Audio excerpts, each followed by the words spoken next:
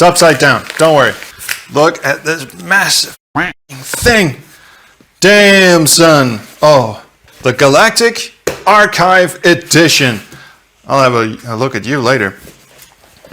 So this thing is absolutely massive. The final word in all space questing, all games, all versions, all Roger.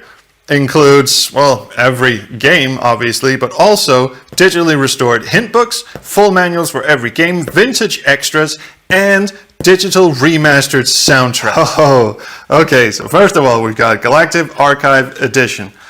Nice little jewel case here. Or actually not a jewel, a flip case.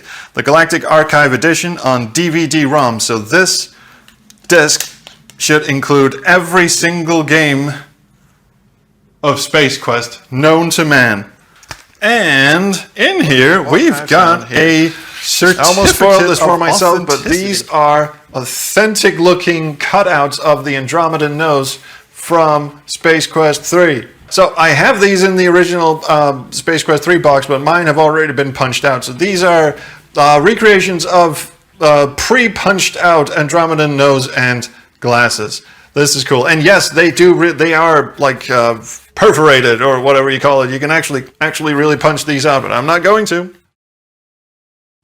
Hey everybody, it's Ron with Ron's Computer Videos. I want to thank you again for spending time with little old me this evening. I've got a great guest. Let's get right to it.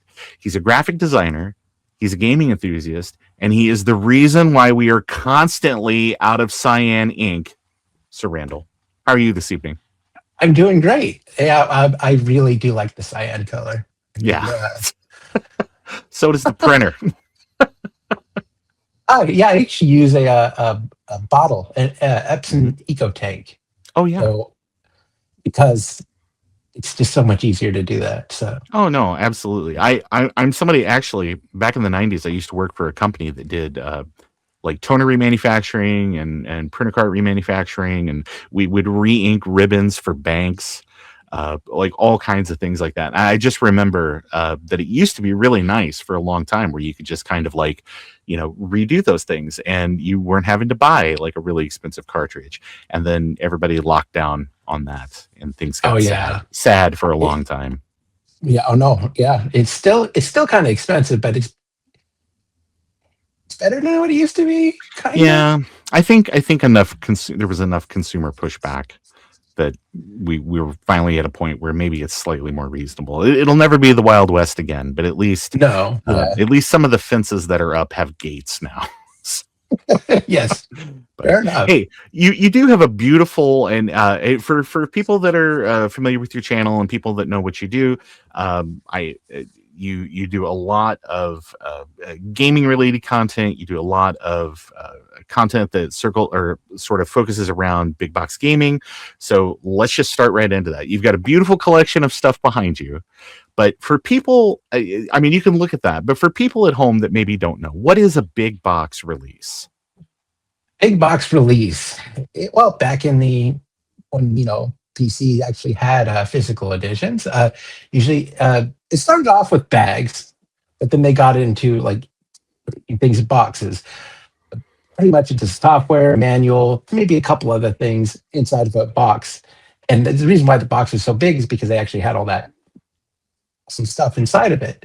So when a PC big box release is pretty much just the game, manual, with some extras all into the box. I as somebody that kind of grew up in that era, I was not collecting things in the sandwich bag era of software. I'm someone that was definitely around for like Infocom releases and things like that. So when you would have like a cute box that was on the shelf at like like the local computer store or something, it was kind of neat that you could actually look at that and really kind of see the artwork or stuff, or like with Infocom with like the little feelies and bonus stuff inside the box. So yeah, it's sort of a growing of that sort of that software market back in those days. Oh yeah, no, yeah, it's Amiga, Commodore 64, PC. I think they're all starting into the boxes about the same time. And what's kind of funny, I don't know if you ever watched Ahoy. Mhm. He did a Oh, yeah. video on big boxes, and it was like weirdly weird that they all, before regulation, they all had basically around the same size box, which is, I was like, wow, that's okay. You know what? We'll just make it. So It makes me wonder how much of that was retailer driven and how much of that was just like, well, that's what they're doing. And so we're gonna, I mean, you can only have so many people like with Broderbund with like the companies that did weird boxes. So sort of like the Macintosh release of oh gosh, Prince of Persia, where it's sort of like a trapezoid with like a little hat that fits on oh, top and stuff. They're really neat, but it's like, yeah, that seems like that would be something that would be difficult to stock. So it makes me wonder, like, how much back in the day that it was driven by, hey, this is just what everybody else is doing. We're just going to try to fit into that since that already works. And how much of that was just like retailers were like, you've got this much shelf space, and that's that's all we're going that's to do it. for you. Yeah. Yeah. Final Fantasy VII was also like the first PC one, which is actually how I played Final Fantasy VII in the first place. It was a kind of like a trapezoid type of box. Yeah, I'm thinking Spectre, which is kind of a like a grid war kind of like tank game that came out many years ago for a bunch of different platforms. That one is kind of a weirdly shaped box, but but what got you interested in collecting all these big box games? Well, I'm still learning. I'm still collecting. I lost all my. I lost everything to a flood about Oh 5 or 6 gosh. years ago. So I don't have a lot of big boxes anymore. I think I only have one PC big box, and that is Mist. That's my original one from when I got it when I was a kid. I Hmm. was really grateful that one survived. Most of these are mine or just Nintendo or NES games, but I'm starting to collect things again. But with the PC big box market, it's starting to get expensive. Yeah. But I always liked having physical editions. I don't know, it's just something nice to actually own something. And then, because I don't have to worry about it some down the line of digital rights and you have to pull it. It's like I Yeah. have it. I can pull it off the shelf, install it, Hmm. and we're good. Yeah, absolutely. I think what really got me interested in big box stuff back in the day is just like I'm one of those kids that would get like it's like, oh, it's the latest issue of like some kind of like sci-fi magazine or something like that. And I'm just somebody that would sit there and just pour over the artwork or like really like the little behind the scenes kind of Oh things. yeah, yeah, And I so agree. so I am someone that would just like the big box games would just kind of get pulled into like the artwork or just sort of like that elevator pitch on the back of the box of just trying to get you like, this is how we're trying to stand out, this is like the summary of whatever our game is. And so companies, they did good, they did bad. Some of them are better than others, but I just, as an art, it almost as an art form, I very much appreciate it. Oh, I know. Yeah, you can actually tell like the history and how much like the art progressed. Another good one is like they were always like basic stuff, and it was just not really well done. It was just a box, Hmm. and to be fair, back then it wasn't really something. It was just something you put in a box. But then you notice that as soon as they got more popular, the box art got so much better, and the artwork on it was so good. I think people started to realize very quickly that a lot of the marketing that you can do can be done right there on the box. You didn't, so not to throw Sega under the bus, but like Master System games where it's just like Oh, white box, black grid, some sort of clip art that kind of represents whatever was supposed to be happening, and then you had later companies and Sega's own later efforts and stuff that basically like say, okay, listen, we've got to like sell a little bit here. We've got this space. We're already paying for this shelf space. Let's try to make it where it's at least enticing to people. And I know that like you were saying, it's like kind of as time went on, things got more and more elaborate. They got higher quality images, and they would, and sometimes a little cheating where it would be like, oh well, these are the PC VGA graphics, but they'd stick it on the box for the Amiga version, So it's like the Space Quest games, especially like some of those later ones where it's just like, ooh, 30 colors. This is not doing it for me. no, no, yeah, no, it's weird. Nintendo actually had the same issue too. Like their boxes, they just they were basic. They were better, Mhm. but they were basic. But they also got more elaborate as time went on, which was nice. Yeah, those black box games where it's basically just like literally black box, like some pixel art from the game, just enough to kind of where you could get an idea of what's going on. They might have a couple of like screenshots on the back, but it's like postage stamp size, so. But Oh yeah, no, totally agree. Yeah, and it was awful. Yeah. But yeah, I don't know. I was like big bucks, and I because that's all I knew. Like when growing up, when you bought a game, you got the big box. Mhm. And I think when you just grow up with that, you just used to it, and also you appreciate looking at it.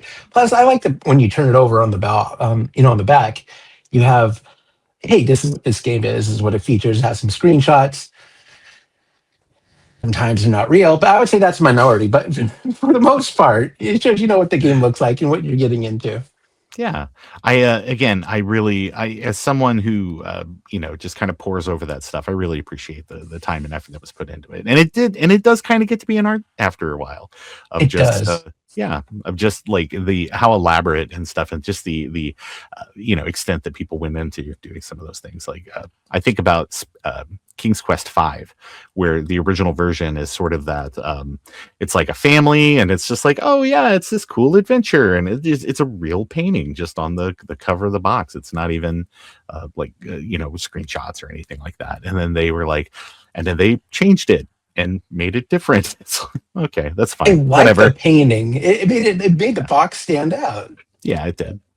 But so, as someone who is also, a sort of a appreciative person of big box games and the art and all of that, what got you interested in creating your own, big box, releases for games that maybe didn't have one of those, didn't originally ship with one?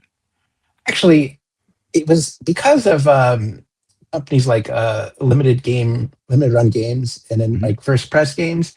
I was going to get I got screwed over like twice by limited run games, and I was like, okay. Then first press games who did the Chained Echoes, which is still in a fiasco, and I was like, you know what, screw this, do it myself.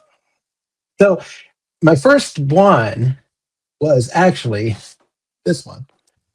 This is and this is before I got my really good printer. But yeah, Mhm. this is so that I made the Chained Echoes physical edition. So it's like, well, if you're not going to do it, I'll do it myself. So, Yeah. but this is one of my first ones. This is actually done on a laser printer with uh, lamination. Okay. That's how I first started out. And these are all quadrants, like not quad. Each side has its own, and I taped them together. I designed it in the Affinity publisher. So Mhm. that's why it's extra glossy, because it's laminated. Yeah. I was gonna say it looks like it's even like shrink wrapped and stuff. So Oh yeah, yeah. It's but that's how I started out, was with a laser printer and a laminator. It was a cheap laser printer too. The thing is, when I wanted to get into it, I didn't want to spend a lot of money. I didn't know if I wanted to do this. I was like, Mhm. I don't want to spend. I don't want to just go out and just spend $5,000 on something that I'll probably use like once or twice. Right. So I actually got the laser printer and I actually did these for a while. They look okay. But when I realized I really like it, I was like, okay, it's time to get some better equipment. Sure. Well, it looks really great, and I think that, kind of in the pre-interview we were talking, you were like, "Oh, my early stuff." I'm like, dude, it still looks amazing. What are you talking about? Oh, and my second one was Deponia. This one turned out a little better. Actually, what I did is I found this is vinyl, vinyl sticker. Mhm. What I did is I put the vinyl on top of cardboard. So I designed the box, and so this is my first box in box, I should say. Yeah, it has everything inside. That's amazing. Oh, and this is my first art book. It's hardback, but it's so awful. Like it was my first time ever binding a book. Mhm. As you can see, like it's falling apart now. Actually hand glue this one. I Oh actually wow. uh, put the glue on and did it Mhm. And I learned how to do it that way. I got better at it, but then after a while, I was like, screw this, I'm getting a bookbinding machine. Actually, that's really good. I was going to segue and ask a little bit more about the tools that you use. So you had mentioned just a second ago that you had purchased, or you had a color laser printer, and it was kind of like, and maybe not what you were going to use moving forward. Maybe something you wanted to get something larger format, which is what I would guess. So what are some of the tools that you're using nowadays to make your releases? I have 2 printers. I still use the laser printer, but I got a better, higher quality laser printer. But that's usually good for like manuals and CD inserts and stuff like that. I use all that and the books. That's what I use for pretty much everything but the box. The box I use is pretty much just the box and the CDs are what I use my inkjet for. I actually have the Epson. It's an EcoTank 8550. It has a CD-ROM or optical disc attachment, so you can print directly on discs. And I go to this company called Retyping, who sells glossy discs. And when you print on it, it looks like it's a photo quality. So it looks actually pressed. So Nice. I was really happy with that. Before I was using labels, and I found out the hard way, if you do not get those labels on just right, it wobbles the quite bad. vibrations, yeah. Oh, yeah. Mm-hmm. Yeah. I remember back in the day, the CD stomper was like a murderer of mini CD-ROM drives. Yes. I'm just so glad I don't do that anymore. I'm glad I got the things. I also have bought a book cutter. Mm-hmm. Cuts evenly instead of a guillotine where you just Right, so yeah. I got that, and that was probably my best purchase. That was my first purchase besides the laser printer. That was like more pro gear because I wanted something that if you're going to cut a book, you want to make sure it's it can be straight and level, and you want it to be perfect. So that was really good. I'm glad like that. Yeah, I've looked into buying a couple of those guillotine sort of style cutters for different projects, and anytime I use one, it's correct at the top and it's like slightly off at the bottom. So it's maybe part of it is operator error, I promise, but no, that's really cool. Actually, like the book style paper cutter, I'm sure that really adds quite a bit of just professionalism to that final product. Yeah, I also have a Who alcohol marker set. I use that to blend in sometimes the boxes if I don't want that steam on the back. Mm-hmm. So I printed out a swatch, and I know, and I have a swatch for every type of paper I have because it's going to be different for each paper type. So I need to do some touch up or cover something. I know what it will look like and be able to blend that in. So sometimes I do a little manual work, but it's like a real small theme, so it doesn't. You can't even notice. So right. I mean, you print on paper, you start folding paper, and you do get small breaks and things like that. So I can understand having to go back and do like a tiny bit of touch up. That's yeah. I am not on that level. I am on the. You know what? It looks good 10 feet away. Looks beautiful. Sometimes I'm like that. If it's for me, like mm-hmm. Sometimes like depending on how much I want to put work into it.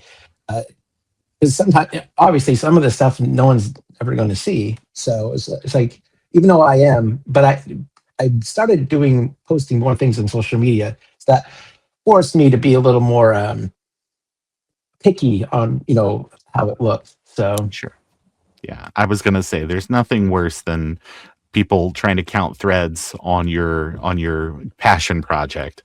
It's like, well, and then there's that line where it's like it's too far away from the original or whatever that you're trying to sort of pay homage to, and then it's like, or it's too close to the thing. It's just like it's like, come on, just let me enjoy this. That's why I love making my own boxes, like stuff that doesn't exist, because no one can say anything because it doesn't exist. That's exactly. I actually don't like doing repos too much. I like making original things. I don't know. It's just I like the design process. You can actually make it look the way you want it to. And then I don't know, the whole repo market is so sketchy, and I don't even want to even touch that. Oh So yeah. Well, I've got something about that kind of at the very end of our interview here, so we'll save the negativity for later.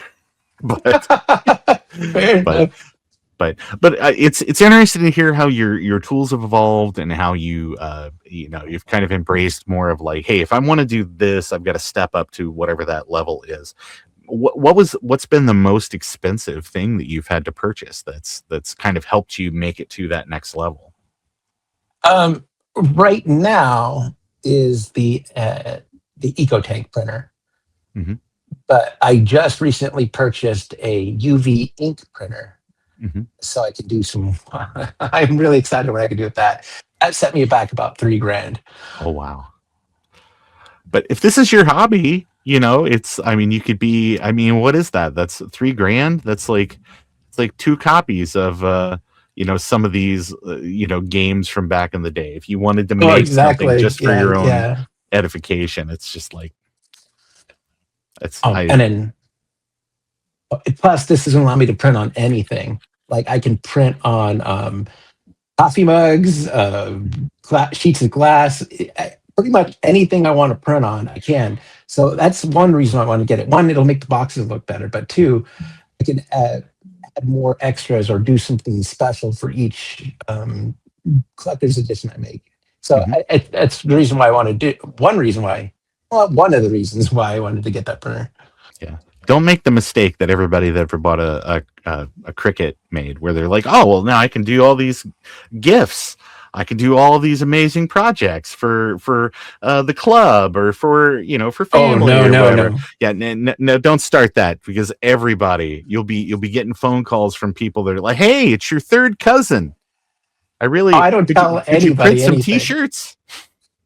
Like the people I know in real life, I don't. I mean, I have a couple friends who know what I'm doing, but it's Mhm. pretty much what I don't. Yeah, because I don't want to be like printing for everyone. So, Yeah. No, I don't blame you. I'm thinking that would be a nightmare if people are like, hey, look at oh, all this pro gear. This is amazing. Hey, I I've do have to got say. Oh, sorry about that. no, I go do have to ahead. say. I do have to say the most expensive recurring cost I have is the paper I use. I use so much paper. I Mhm, have because I want the right paper for the right project. So like mhm, for like letters and stuff, I use linen paper because that's because it's a letter. mhm. For the like comic book type or manuals and stuff, I use the special glossy paper that's good for the laser printer that really makes it pop. Yeah, And then I got the boxes, which I have like 4 or 5 different papers depending on what it was, or what I want to look or how it feels. So, but I use a company called Red River. What they do is I got a sample kit from them, so they sent me like different types of paper. I went through their whole thing, and I printed on every one of them to see what would look good. So I was able, and then what's the cool part is once they send it to you, you can ask for printer profiles so that when you print that color red, it'll be that color red on that paper, which is really cool. that is really handy. I could see for like, especially pre-press and press operation and stuff, where people are like, it's we've got a client that requests it's got to be this. It has to be this exact color every time on like a magazine or print ad or whatever. Yeah, that's really nice to have those partnerships with people. But you talked a little bit about the materials and stuff that you use, like where it's like, oh, I can print on these CDs. I've got this new thing. I've got these different printers, or I'm sorry, these different papers with like different weights and things like that. How do you kind of, if you're trying to make something in the style of something else, like let's say that you were like, hey, I'm going to make a box or something that is sized sort of like something that Sierra would have made back in the day, or something that LucasArts would have made back in the day.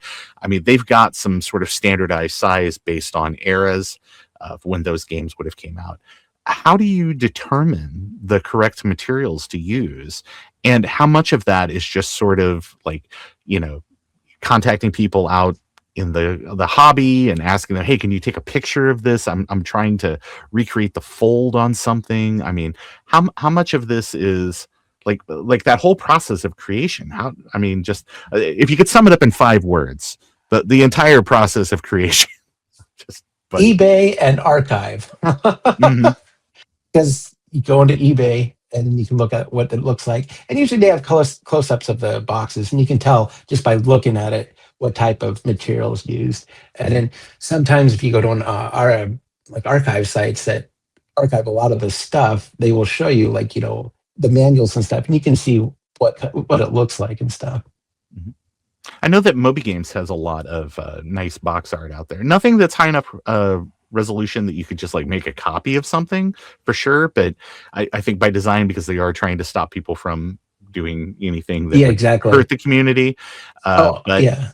but it is kind of nice that you can go out there and just like, if you're somebody like me that just appreciates the art of it, you can go out there and kind of view those things. But I'm actually a $5 a month subscriber for Moby, Moby Plus, because I use that as a lot of reference material, and sometimes they have some really good stuff. When I did the Space Quest Historian, the box on that one, I used that for a lot because different regions had different things that I didn't know about, and I can't get my hands on, and I was able to see it. So. Yeah, it's kind of nice. I know that there are some websites now even where people have made kind of 3D virtual recreations of boxes. You can actually, I think it's like a big box website that's in the URL where you can just go out there and have a copy of Loom or of, Larry 4, not really a real game, but, like one of those games. And just kind of, yes, and kind of spin it around and look at it from every angle. So that's fun to do too, because it's kind of the promise of like a media rich web that you can go out and kind of experience things that you can't maybe necessarily hold in your hands. Actually, I belong to Big Box DB. Apparently, they really loved my work, and this is where the community actually is really cool. They're a bunch of big box collectors, and every one of them has been really awesome in that community. And they're like, you need to come and join us. We love your work. You need to, we'd love to be a part of the community. So at least part of the community, they know I wasn't trying to, make money or anything. They just knew I loved the art, and they really, really liked it. So I've been a big part of that community too. Yeah. Well, I'm sure that's really nice though too. That's just another connection to be like, hey, I'd really like to make something that's like this, like show me some pictures or talk to me about it. What's the feel like? So it's I'm sure that really helps when you're trying to put together something that is very respectful to whatever this thing is that you're paying homage to. Oh yeah, and he has a website that is like what you're talking about. You can pull like the game off the shelf and like rotate it into the website. Also, if he helps me out because he knows I won't be selling it. So sometimes he sends me the really high resolution images so I can actually see some of that stuff. That's really awesome. I never use that, but it's always good for like reference material. Like you can actually see what's going on. So. Yeah, I appreciate that. I know that there's a lot of communities that are very, very much not helpful when you're trying to learn something or all of that. So it's good to hear that the big box community kind of sees people that are doing great things and wants to try to shepherd and help people out. That's really good to hear. But kind of as you work on more and more of these things, which of your projects are you maybe the most proud of? The Final Fantasy box back there. It's a pixel remastered, but each box is its own, 1 through 6. But I also created a mural so that it's when you put it up on the shelf, it spells out Final Fantasy Pixel Master. Actually, this is the first time that I made these. These are like little booklets for the soundtrack. Oh. So like this is 1 through 3, and it tells you and this is the CD I was talking about, how it's glossy. Oh yeah. How good it looks. I'm really, really happy that I spent the money on that. That's really nice. But yeah, this is the first time I designed something like this. There's not really a lot out there to go on how to design stuff like this. So I have to be really creative sometimes, and it's stuff that I've never done before. Actually, I use desktop publishing software in high school, because you had to take a class, or that was one of my electives. Mhm. But I haven't used it since then, and I've only been doing this for about a year. I went like head first into desktop publishing, or publishing in general. What software? What software do you primarily use? I use Affinity Publisher. Mhm. One, it was I didn't want to spend Adobe money. Like I didn't want to spend $50 a month. Right. Like Yeah. I can afford it, but it's like why? I should. So I was able to buy it, and it did everything I want. And I think there are some limitations. Obviously, it doesn't do everything Adobe does. Like InDesign has like a lot of tools and stuff, but it forces you the limitations. And I think with even like any limitations you have to overcome. And then sometimes working with those limitations, you come out with something better. So it makes you be real creative on what you want to do. And I think that's what really pushed my creative side up a lot. It's a great software. It works great. But the niche things I wanted to do, I had to learn or create myself. That's really good. It's kind of nice that there is this secondary community of software out there where it's just like I have people that send me Illustrator files all the time, and I have to tell them, listen, I don't have daddy Adobe money. You're going to have to make this a JPEG or something. A nice, cheap JPEG. Thank you. Or a source PDF. Right. Can you save this as a TIFF file? Things are tight this month. I hate the software, or renting software. Never liked that. It's probably why I like physical stuff, because I don't like digital. So yeah, I think that's why a lot of people, that there was a point where when everything shifted with the subscription model on the Adobe stuff, that people were just like, where is that copy of CS5? Let me see if I could pick up a cheap copy of CS5 real fast before those are gone. yeah, no, it's great. Being able to put it in. Well, also I have more material stuff. I have 4 Blu-ray burners, Oh wow. because sometimes it's a Stellaris. I don't know if you know what the game is, Stellaris. Mm-mm. It's a space-time space real-time strategy, almost, kind of. Okay. But they have so many DLCs and so many soundtracks. So I have a soundtrack for each DLC, and that one took forever to make. So that's why I have like 4 of them, so I can just get them ready and just burn them all at once, or that's as great. many as I can. Mm-hmm. Yeah, well, I mean, I'm sure if you're making a big project or you're doing like something for the community or whatever, or I know that it's one of those things you can't tell too many people, because people will be like, "Hey, my band is trying to cut a CD. Do you think you could print some custom things for?" I mean, if you're too busy, I understand, but I mean, we just need 50,000 of them. Yeah, by Tuesday. Yes, right. Yeah, okay, I'll get right on that. Yeah, but you said that your Final Fantasy VII set, that was, or I'm sorry, Final Fantasy, like, kind of collection with the boxes that make a mural and things like that. Was that your original intention for that project, or was this something where just kind of okay? No, I was like, I wanted a mural. I was like, because I could have put it all in one box, and I was like, but why? I want each game to have. And I printed all the manuals and all the extras that came with each game, and then I just did the mural part. I was like, it had to be from the beginning. So that was intentional from the beginning. Mm-hmm. Well, it's really cool. You'll have to. I think you've posted some pictures of that over on Instagram at some point. Yeah, I also have it. This is on my website too. Mm-hmm. And don't worry, folks. We'll have I'll have links and everything in the description down below, so you can check out and see everything that Sir Randall is doing at any given moment. So let me ask you this: you've talked about sort of these like with getting like your hardware up to snuff and getting new things that help you work better. And then the project you're most proud of. What project represented the biggest learning curve or challenge of production? That would be this bad boy here. This is the This is the Space Quest, and it's massive. It is. I had to design this. Is like this. I had to use. This has magnets in it, so I designed. Had the cardboard. I got the right one. I had to build it out. First, I had to make everything, and then I had to make the box fit around everything. And this is the first time in my box.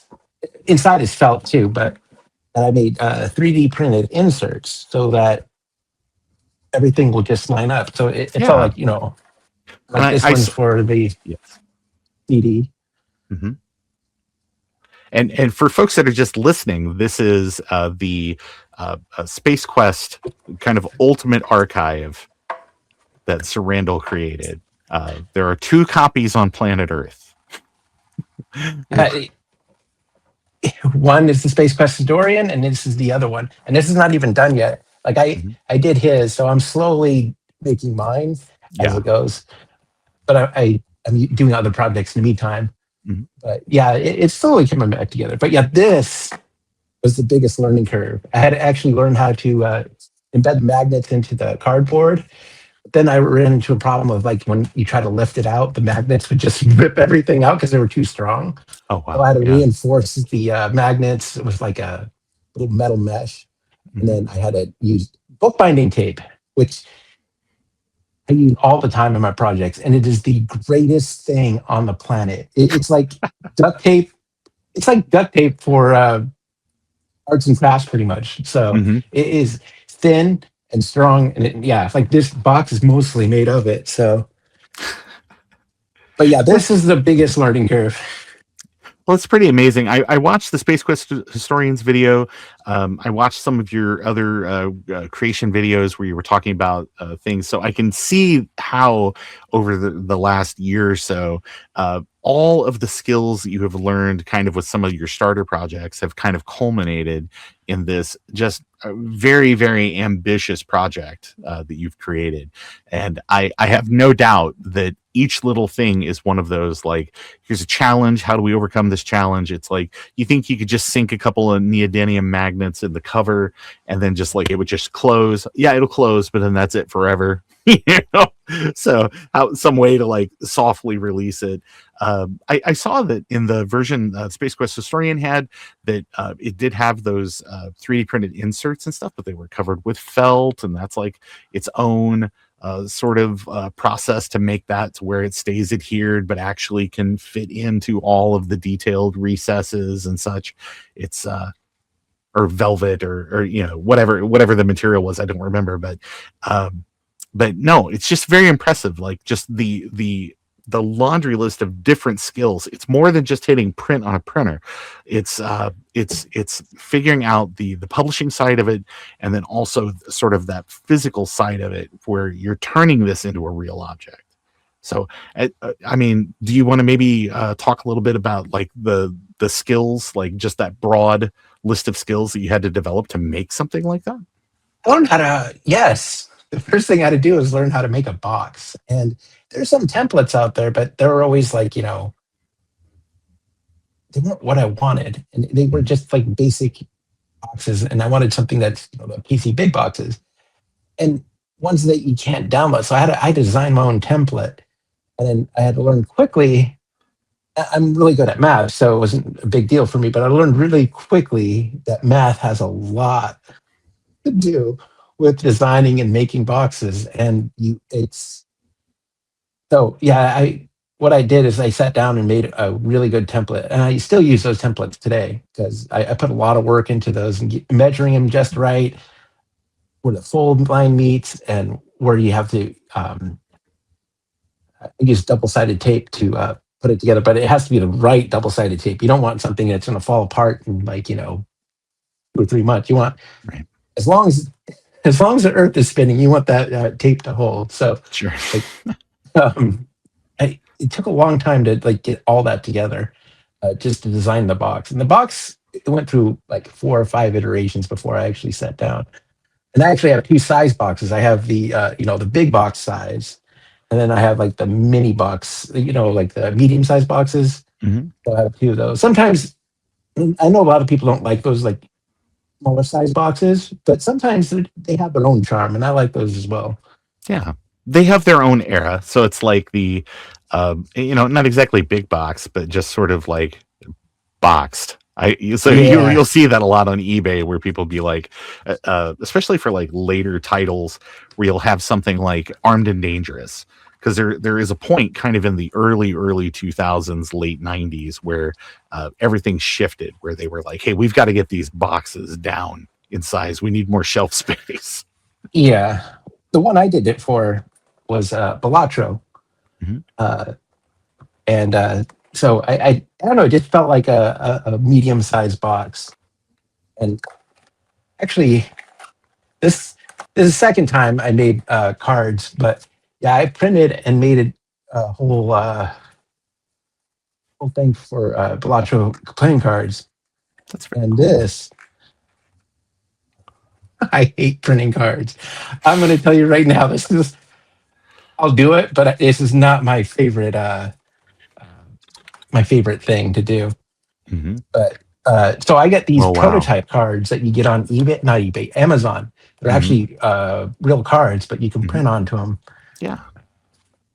I've been learning to get better. Like these are not as bright as they should be, and I figured out the issue, but I figured out how to print on them the back as well. These take forever. You got the playing cards, but yeah, I think the most tedious thing I've ever done is the cards, and I will only do those on very very special projects. Oh, sure. It's 52. It's 52 plus jokers and whatever that the game card in there explaining how to play Old Maid. It's I'm sure that's a Exactly. lot of work. I had to design so many templates because you want to be able to print exactly onto that. So I went through like a box just of test printing, but they're actually pretty cheap, which is actually surprising. But yeah, this is one of those things I had to learn and really Yeah. push through to get to fruition. That's pretty amazing though. It shows you're not too afraid to just try something. So No, I know there's I love trying stuff new. Like I feel like that's the whole purpose of things. That's why I'm always pushing myself. Like makes like that Space Quest Historian was the biggest, most I would say ambitious project I've made to date. yes.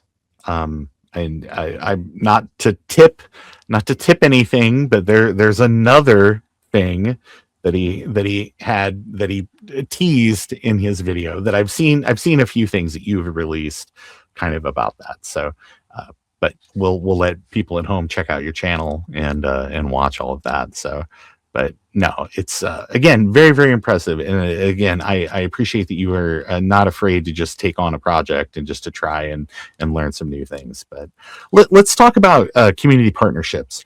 And very recently, the Space Quest Historian released a video that kind of takes just a very deep dive of the Ultimate Collection that you put together. What has been the reaction that you have had from the community? It's awesome. I want one. Please make me one. I will pay you good money to make me one. Sure, yeah. Nothing negative on those though. That's Like when good. I first started, Reddit's the place where I had the most issue when I posted my stuff. You have Yeah. a lot of people who love it, but then you have some people who are like, oh, just Yeah, very, very negative people. I get it. It's negative people on Reddit. What? That website's know, known right? for its positivity. I actually kind of stopped posting on there. That's why I've been doing like on Blue Sky and then on Instagram and my website. I have no negatives from them at all. Actually, I'm really No. surprised. Yeah. Oh, I think that people that really want to follow your stuff, that aren't just like flyby people that are just like, everybody's going through something. everybody has some kind of thing that's crushing them at any given moment, some kind of work stress or life stress or whatever. And and people that want to hurt other people, but it's like, please just stop. Just, like let's just enjoy this beautiful thing that was created, please. Oh, then I have people who are like, emailing me or asking me, can you do a repo? And I was like, no. No. Yeah. I don't do that. I don't, like, my philosophy is I will do it if I'm working with an indie developer, I got permission to do this stuff. Yes. But this stuff I'm making is for myself. I'm not selling or making any money. So, Right. And the one I gave to Space Quest Historian was 100% gift. I wasn't actually expecting him to actually make a video on that.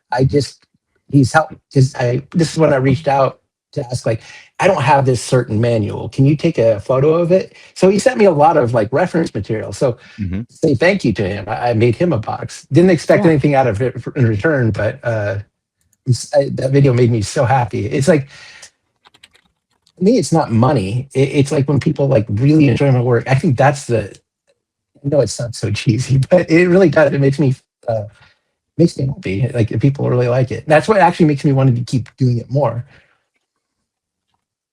Well, I would say that it's such a pretty thing that I very much appreciate the deep dive that he kind of gave it, and just going through and just pouring over all those details. Because again, that's the reason why I enjoy all this stuff. So watching that video was really, really great, and it was kind of unexpected. I mean, I've seen your stuff around YouTube, and when you post a video and things, I'll watch it to kind of like show it's like, hey, like, I made this Monkey Island box or something like that, where it's just like, and here's how I sourced some of the artwork on this, or this is what inspired me to do that, and that inspires me to go and do creative things. So I absolutely understand him wanting to get this out into the universe, because it's something that should be absolutely celebrated and kind of enjoyed by as many people as possible. So, and if you can't own one, this is the way to do it, is to be able to be like, wow, this is really, really detailed. Oh, the Space Quest Historian one took me, the Space Quest box took me 3 months to do, and about 250 hours. And one of the reasons why it took so long is because the manuals they have out there, they have PDFs, but when you print a PDF and it's scanned like crap, it prints like crap. Yeah. So I said, screw this. I not redesigned everything. I kind of like redesigned everything, but it was like I tried to make it 1-to-1 scale, but I did all the text, I did all the work, all the artwork. If I could upscale it, I could. If not, then I sourced out the artwork for it. So that when it prints, it looks like it's a real manual or something. Yeah, but it does. I put a lot of work into it. Man. Oh no, yes, it's every little thing where it's just like, I think if he said like, oh wow, or oh my, or just some sort of like surprised at like the detail. If he said it once, he said it 1,000 times during the video, because again, it's very impressive. It's a lot of that stuff people haven't seen in forever, because they're just lost. You might go to a vintage computing event, you might pick up a copy of Space Quest 2 and not have all the stuff inside. Maybe you won't have the coupons for Space Quest 1 to go get the drink. And I mean, again, if you had to have those things to know that you could get the free Buckazoids if you would, just tell them at the counter that this was in the box. So it's that meta game kind of stuff that went into a lot of those earlier titles. So it's nice to see those things actually exist again. So from a preservation, I'm sorry. I was going to say, just from a preservation standpoint, I think it's important. Oh, no, I agree too. Yeah, no, it's because recreating that to have something else, to keep that going and showing people, hey, look, this is what came in it. Yeah, I agree with you on the preservation side. Mm-hmm. Yeah, I think that that these type of efforts have a lot of value. If nothing else, just to to make sure that future generations can kind of enjoy those things. And it's not all a 15 kilobyte animated GIF file of someone just holding it up in front of a 90s webcam and then putting it back down. It's because a lot of those things, until people got serious about the conservation side of the hobby, that's all that was out there. There really wasn't a lot of like reference materials and stuff, or people had them in their personal collections but didn't have the connections to get with people that wanted to kind of keep this going for future generations of gamers to enjoy. Yeah. And I wanted to make my own collection on the Space Quest. So I wanted to do something different, nothing that's been done before. I wanted to make it my own. So I did that. I also took some liberties in the, I don't know if you saw the Galactic Inquirer. Actually, instead of it, before it was just on normal glossy paper. Mm-hmm. I took the liberty, I guess, artistic license? I don't know. I went and shopped for paper that felt like newspaper that I can print Mm-hmm. on. And I made it look exactly like a newspaper, with the feel, the touch, and everything. I felt like that was more. It felt like that needed to be a little more authentic. Yes, So it's something that Sierra would have done back in the day if it would have made financial sense to do so. Exactly. Yeah. But So sometimes I take. I don't do something one for one. Sometimes I take my idea and I think, well, I'd like it better this way. Mm-hmm. But, not all the time, but sometimes like that, for instance. So yeah, it's nice, and those type of details are very, very much appreciated by people that appreciate these type of things. So we talked about community partnership, and we kind of touched a little bit about community pushback on those type of things. I know, trying to keep the positive. You're trying to keep a positive conversation, but you had mentioned that some people have kind of like reached out and just been less than nice on all those things. But whatever you had to share. Oh, I would say there's one, before we get into the other negative parts of this thing.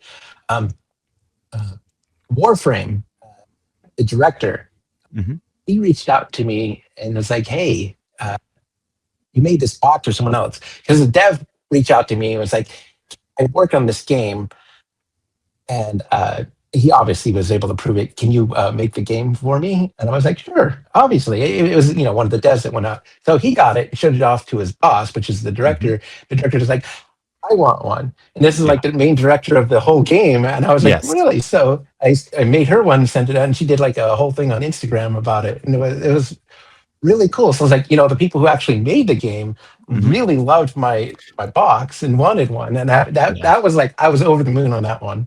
That's pretty awesome. I know that you've said that, like, if you are an indie developer, you're interested in doing like a small run of box versions for your game or something to reach out. Is that still an offer that you have out there?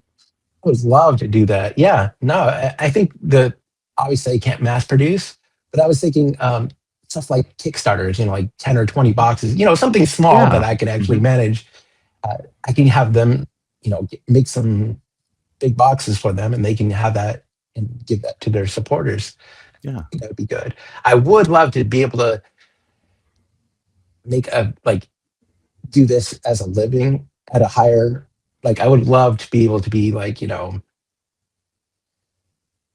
make mass productions of some of the stuff. I would love to do that, but I would probably work more with indie developers, just because I don't know, they're just so much nicer to work with. Yeah, I think a little more rooted, a little less boardroom. So I think that there are people that understand the struggles of putting things together, so maybe a little bit easier to deal with. Was it David? What was his name again? It always skips me. From Wadjet Games. Yeah. I made a Old Skies box. I posted it on there, and he reached out to me personally. He was like, "Can I have one?" And I was like, "Sure." And he posted it all over social media because he loved it so much. It was great. Because I saw one for Old Skies, and I also saw one for the Hobbs Barrow. So Well, the cool thing about Hobbs Barrow, Sean, he reached out to me and he's like, "Can I have one?" I said, "Yeah." And he sent me all the art so I can use it and create. Like, it was really cool because it had so much art to work with. I was able to create something I really wanted. Uh, it was really cool working with him because he just, here's all the art. Make sure you don't share it with anyone. I was like, of course not. Yeah. Because that's the trust there. But I was able to make something really nice, and that was my game of the year, my personal game of the year last year. So I made a game of the year on that one. Yeah, I am a big Wadjet fan. They've produced some really great games in the last few years, and I have Old Skies. I still need to play Old Skies, but earlier this year I played through Hobbs Barrow like 2 or 3 times just to kind of investigate everything and do every dialogue option and the things that I normally do when I play these type of games. So it's I think that it's a really great piece of Lovecraftian horror that I think too many people overlooked. It was, and I really, what made me even like the games even more is that when talking to the devs on them, they were just so nice and so supportive. It made that box collection even better because it's like, they supported that. And so that probably is one of my prize collections there is because of the support. Yeah, it's very well done. So as a fan of those games and as a fan of Wadjet, thank you very much for doing those things. Because again, helps promote those guys and keep them kind of top of mind for people that like indie adventure gaming and all of that. So we'll have to see if someone can convince you to do one for the Crimson Diamond next. That's I can definitely do that. I'm also going to do the Nighthawks games that's coming up soon. Just because I really like to support that. David, he's such a good guy. And then all the team members he does. Sally, who does the voice for Fia, he's a big supporter of my stuff too. And she is so nice. Like very talented voice actors, but that she just really involved in the community and like help. She actually reposted some of my posts, and it was really awesome for her to do that. Yeah, it's I got to it's the David we keep talking about it is David Gilbert. I got to interview him earlier this year, and it was very interesting. He had a lot to share just about the process on the backside of just trying to get some of these things out the door and being kind of in the early days where it was just like it was having to work a full-time job and do all this other stuff too, and then finally being able to like make that bridge over to doing it as a job.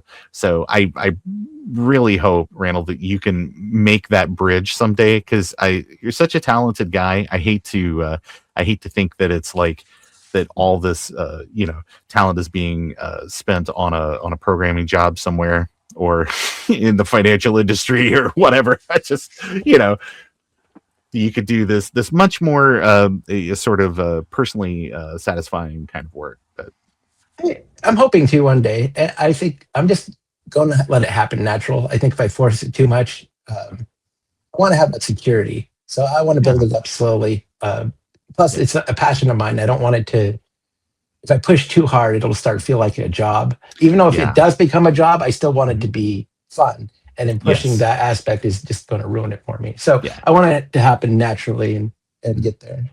I absolutely understand the idea where it's like, because there's a lot of people in the YouTube game that are like, it's like, oh, this was so fun, and now I have to make 6 videos a week, or I can't make rent. It's like, oh, that bridge of turning it into your job. Exactly. Well, I would love to have people. Oh, go ahead. Oh no, please. Sorry. I would love to have people like work for me. Like I would probably hire like the most passionate people like I have. I think I'd put everybody at the same level and just, we all work together and have fun. I think that would be the best work atmosphere. Just no one's better than anyone else. We're all just working on a project. Like, that's the passion of getting it out there. Yeah. It's I like that idea too. You hear about the early days of companies like Sierra and stuff like that, where it's just sort of like, yeah, I just rented a house and put a bunch of like 20 something programmers in there, and people just, it was like Animal House, but we occasionally made a game. Yeah, it's. I feel like that's a better work environment. So yeah, well, it sounds like a lot of fun, or at least there's more alcohol involved. But speaking of bad ideas, how about you showed me some of the beautiful things that you have produced. Why don't I show you some of the terrible things that I have produced? I am looking for your honest praise. No, I'm joking. You can tell me exactly what's wrong with stuff. But I you know what? I'm brand new to this, but you inspired me watching your videos this last year. There's been a few games that there's one that I've really wanted for a long time. Absolutely, there's no way I'm ever going to be able to pick up a copy because it was something that was released more for an international market. And when they pop up, they're very, very, very expensive. So I made a reproduction for myself that changes a lot of the artwork around, so that way that there is no way that somebody would look at this and be like, oh, well, that's, somebody in 20 years would be going through my pile of stuff and be like, oh, this is valuable. No. The only person that will be fooled is a blind person with no hands. So I did one of those, and then there was another game that I very much like. It is a something that was developed by Double Fine that never got a big box. That it was something that I thought deserved a big box because it feels like one of those experiences. So I produced that. But let me show you what I got, and you can tell me how bad they are. Now, granted, you're not actually holding this in your hand, but this is a little game that came out maybe about 15 years ago or something now. It's called Costume Quest. It is a RPG that it's basically you're following kids around. They go and they're just trick-or-treating. I just did the front of the box. As you can see, there are some sins along the edge here. You can see like a little white where I didn't get things exactly cut properly. And as you can tell from the back, it is a copy of Three Stooges for the for something else. So I never made a back of the box on this, but I did try to recreate. Actually, that looks really good, though. I actually like that. I did try to. Actually, really good. Yeah, I tried to recreate kind of the style of what LucasArts box looked like back in the day. Again, you'll have to forgive that this is sticking out because the only thing that even came close to being some sort of like retail release for the game is they did have this little value soft thing that came out that was like, that would have been shovelware or something. It's kind of it was there with the 6 copies of Mahjong, Oh no, I like that a lot. Yeah, but it tries to, and THQ is the company that they work with. So I tried to even put some of the branding and things on it. It's even got a UPC code. So anyway, but and then the inside of the box looks awful. So.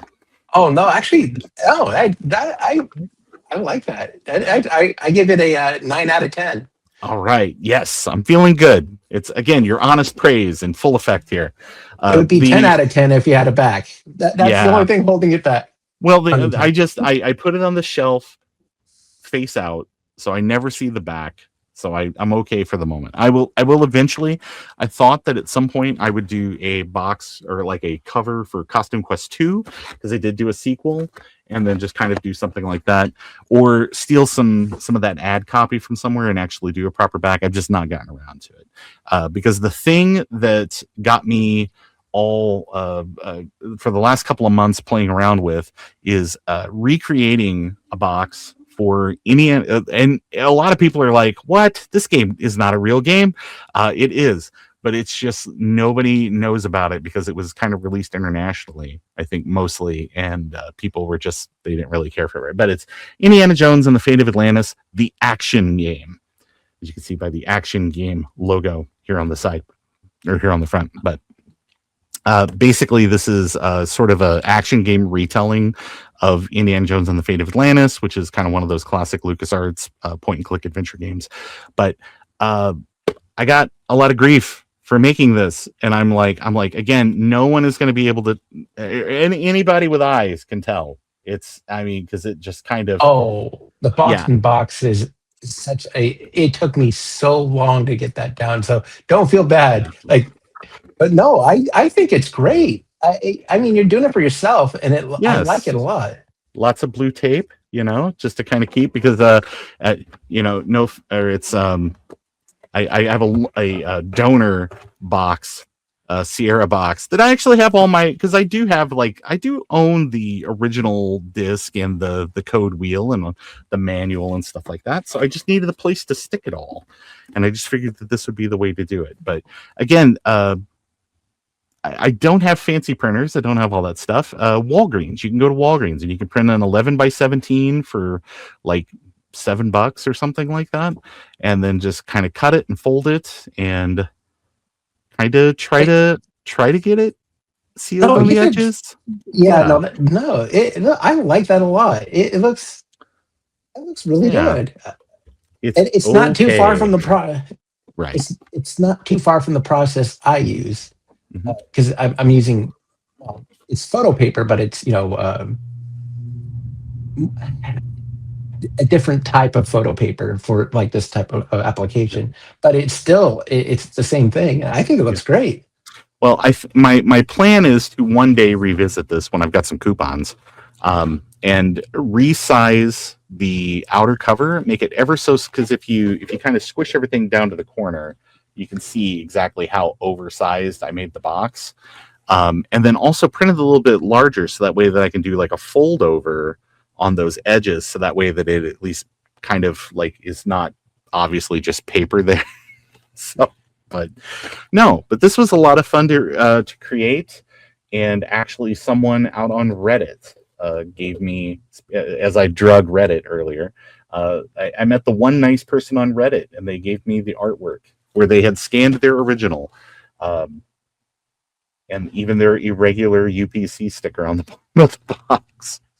Yeah, no, that is so cool. Yeah, but this took a lot of work, and it does, yeah. So that's why I very much appreciate the quality of the things that you're putting out, because I've seen, just to make my middling just beginner effort, how much time and trouble goes into that stuff. To see the cool stuff that you're making, it's inspiration for me. Well, I'm glad I can inspire somebody. Well, hopefully after people watch the episode here, they'll go out and they'll see some of the stuff, and maybe they'll be inspired to make a release for that game that they're working on too, or contact you and get you in the loop for some more professional sort of assistance. Oh yeah, not a problem. Oh, I actually do want to show you one more thing before we go. Sure. There was actually another dev that actually kind of reached out to me, and he sent me all the stuff. He designed the box himself. Rosewater. Oh yeah. The dev reached out to me. He actually designed the box, so this was the first time I actually just printed it and put it together. I did make the discs and everything else, but yeah, another awesome dev. He was just really cool about the work. He's like, yeah, I already got a box and everything. You want to make it? And I was like, oh, hell yeah, I want to make one. So, yeah, absolutely. I got all the stuff here. Let's do it. Really cool. It's just, yeah, I just wanted to give a shout out to him because, these guys were really supportive. And I want to make sure that, I appreciate what they did for me, and really wanted to make sure to, pay it forward. Yeah. It's also an amazing game, too.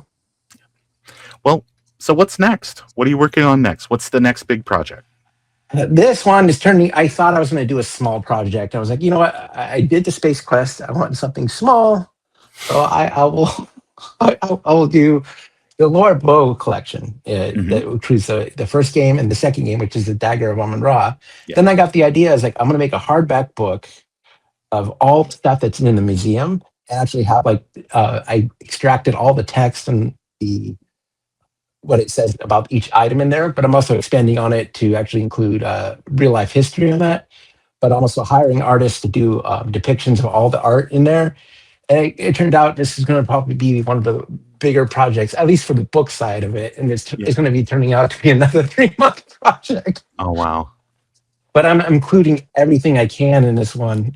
So It's no longer a small project, but I really like the Dagger of Amun-Ra. It was like one of my favorite games when I was a kid. So I really wanted to make a collector's edition of that, but it turned out to be a bigger project than I am. So that's what I'm currently working on. I am working on Old Skies Game of the Year edition because that was my favorite game of this year. So those are the two things I'm working on right now. And I don't know King's Quest collection. This one I'm working on. Found an old chest, a steamer chest. Looks kind of like a treasure chest, but it needs a lot of work. And there's a place downtown that allows you to use all their tools. Oh yeah, I'm going to restore all that box, and I'm going to make each King's Quest box, and it's going to fit all of it in there with a bunch of extras. Like so that when that gets done, that'll be the biggest project I've ever done. But that's going to probably be during the summer when I can actually, go outside and sand and whatnot. Yeah, you got to wait for the weather to be right for woodworking. I get it. Well, that's really awesome. It's nice to hear that you've got like your 2026 already planned out. Yeah, pretty much. I think, but I try to do like small stuff in between because doing like stuff like this, it's not that hard. Basic box. I mean, not box. I put a lot of work into doing this. So I make the box, make the CDs, the CD covers, and all this stuff. That only takes about a couple of weeks. So I try to do stuff like that in the middle to break up the monotony. But so I always try to have some work come out. But yeah, most of the time it's going to be the big collections I'm working on now. Oh yeah. Again, keep up the good work. I love seeing the updates out on Instagram. I love when you have time and you make a video that's more or less they're kind of wrap up videos for a project where at least you kind of go through and kind of show off everything that you recreated, your stuff over there on YouTube. And I have started checking the website every so often just to kind of just make sure that I'm up on whatever the latest project is. So I'll make sure to have links down in the description but for anybody listening, it's yeold.press. That's the website. You can find more information, and then you can check out his YouTube channel at Sir Randall Does Stuff on YouTube, and then it's over on Instagram. It is Ye Old Press, all one word. So I'm also doing. I also created a new YouTube channel, Ye Old Press, and I'm going to be doing most of my stuff on there now. Oh, that's good. Well, I will have to get subscribed to that as well. So, Randall, thanks so much for your time today. Well, thank you. I really appreciate it. It's always nice to talk to people who have the same passion as you. So, absolutely.